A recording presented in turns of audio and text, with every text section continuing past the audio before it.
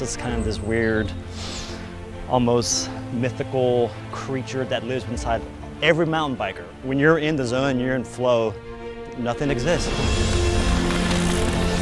Flow is like that edge, riding right on the edge of your abilities.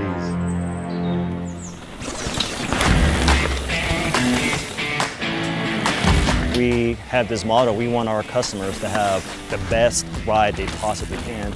And that's kind of hard to do when you don't have your suspension tuning. My problem still, even after riding for 15 or 20 years, is I just don't know for sure if it's set up right or not. Put a little air in, take a little air out, turn the red knob, and just hope I get lucky.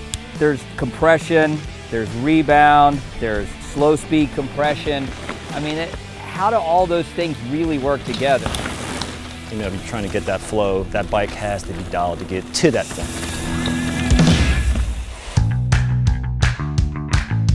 Dynamic suspension tuning is where we take a customer and their bicycle and tune their fork and their shock to their riding style, to the trails that they ride. I teach a very basic educational PowerPoint on how suspension works, why it's so important. I do a static setup. I take your weight, set your fork up for 30%, whatever it happens to be, and then we set the rebound for a very basic baseline. We take that information and we write it on a card and give that card to the customer. Then we hit the trails. What'd you think? Man, we come out on the trail and we ride and we tweak and we click. And we do it again Same speed. and again and again until it feels just perfect. We're gonna do it again.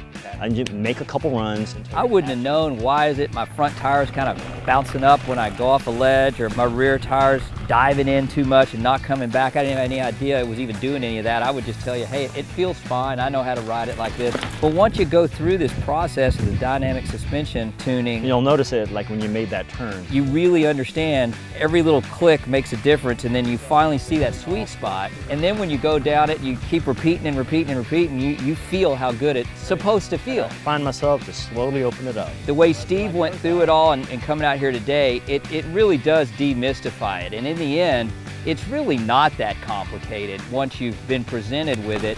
You know, I appreciate that he simplified it from something that I really didn't understand to something that has real practical use for me now. Because ultimately it's all about having that moment on the trail where nothing exists, it's just you and the bike and the trail.